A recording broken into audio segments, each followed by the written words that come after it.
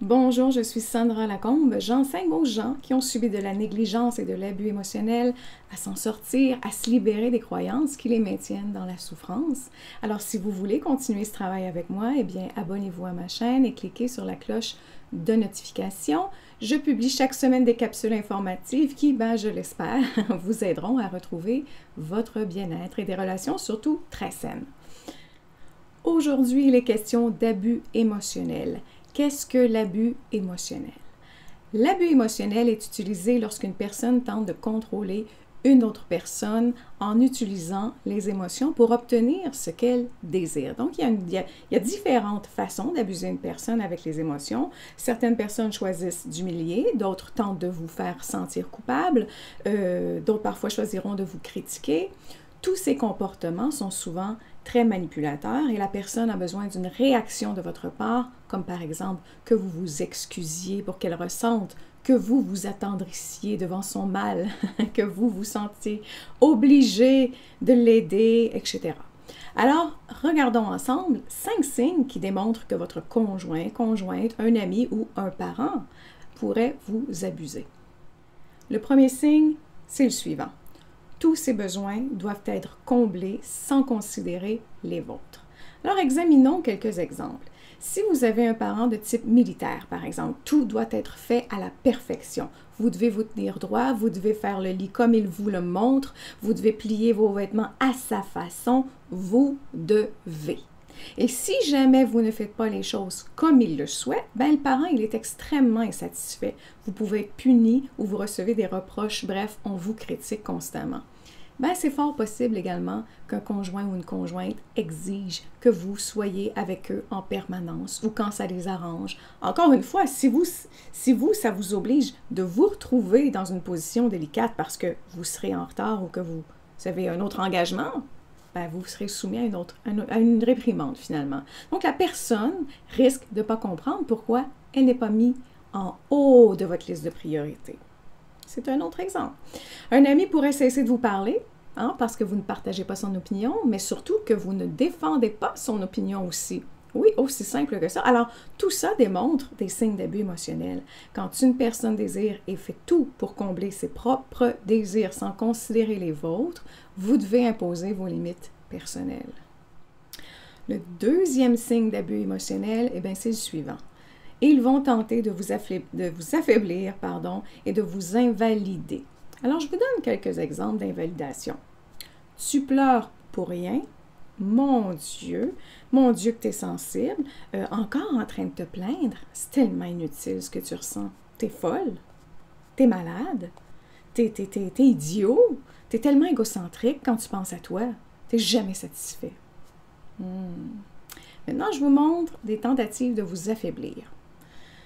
T'as pas besoin de ça. Non, tu fais pas ça. C'est idiot ce que tu fais. C'est stupide ce que tu penses. T'exagères. Ça me dérange pas ce que tu veux. Moi, je fais ça comme ça. Ça me dérange pas si ça te blesse. C'est pas mon problème. C'est pas moi le problème non plus. Alors, si vous remarquez bien, le ton est toujours accusateur, toujours retourné vers vous, malheureusement. Le troisième signe qui nous pousse à nous questionner sur l'abus que vous pouvez subir, c'est le suivant. Les gens aiment le chantage. Donc, les personnes vont vous faire honte en public. Elles vont chercher la chicane, elles vont vous ridiculiser en riant de vous pour ensuite vous dire que vous êtes trop sensible. Quand vous vous plaignez en plus, oh mon Dieu, pauvre toi, c'est toi le problème, regarde, tu te plains. Moi, c'était juste une blague, Donc, elles refusent de voir le mal qu'elles vous font, vous manipulent, vous contrôlent, vous fait sentir que c'est votre faute. Donc, ces personnes sont aussi excellentes à devenir subitement muettes. Donc, elles vous punissent en cessant de parler dans le but de vous faire vous soumettre à leur jeu immature. Donc, la personne veut que vous soyez à ses pieds, ou du moins que vous répondiez en approuvant leur malaise. Le quatrième signe, les personnes qui abusent et qui sont par le fait même émotionnellement immatures, ils aiment la chicane. Donc, ils sont prêts à tout pour avoir raison au point de se contredire, au point de se dire « ben là, c'est différent, c'est pas la même chose, là. » Donc, elle cherche les problèmes, à créer des problèmes, à nourrir les problèmes, se plaignent constamment de tout, de vos choix, de vos commentaires, de vos opinions, des opinions des autres. Elles vont s'offusquer facilement. Elles ont des montagnes aussi qui sont en montagne russe. Elles ont un terrain émotionnel qui est extrêmement imprévisible. C'est pas surprenant que vous ressentiez le besoin de vous protéger, le besoin de marcher sur des œufs constamment. Non? Maintenant, si vous êtes curieux de comprendre ce qui pourrait alimenter cette colère en eux, je vous suggère d'écouter une de mes anciennes capsules qui s'intitule « Retraumatisez-vous votre cerveau en agissant ainsi ». Le lien se trouve dans le descriptif de cette vidéo. Le 5e comportement que je vais partager avec vous aujourd'hui est le suivant. Les abuseurs vous isolent. Ils vous font croire que vos amis vous veulent du mal ou qu'ils ne sont pas à votre hauteur. Surveillez ce que vous faites, à qui vous parlez, à qui vous textez. Utilisez votre portable, excusez-moi, on dit cellulaire ici, votre portable discrètement pour voir ce que vous faites sur votre portable. Sont jaloux de la relation que vous avez avec vos enfants aussi. Vos amis, votre famille, la même chose.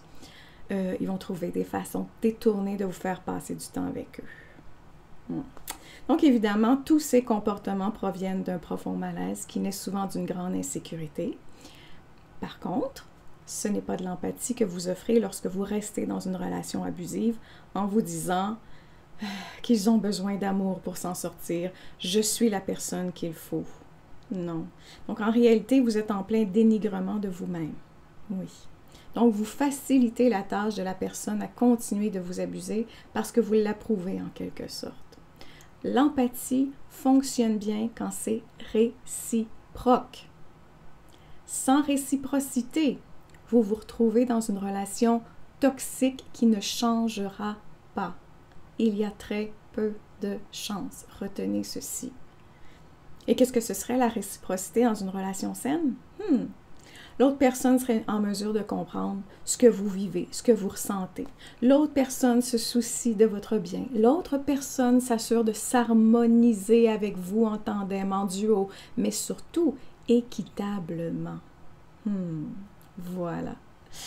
Si vous désirez savoir si vous avez souffert de négligence émotionnelle dans l'enfance, ce qui expliquerait pourquoi vous vous retrouvez souvent dans des relations toxiques, allez faire le quiz et obtenez une réponse immédiatement. Alors, rendez-vous sur sandralacombe.com. Il y a de l'espoir, on peut sans problème devenir épanoui en appliquant des actions concrètes. Alors, n'hésitez pas à vous abonner à mon infolettre. J'ai tout plein de trucs et conseils pour vous. Ils sont gratuits.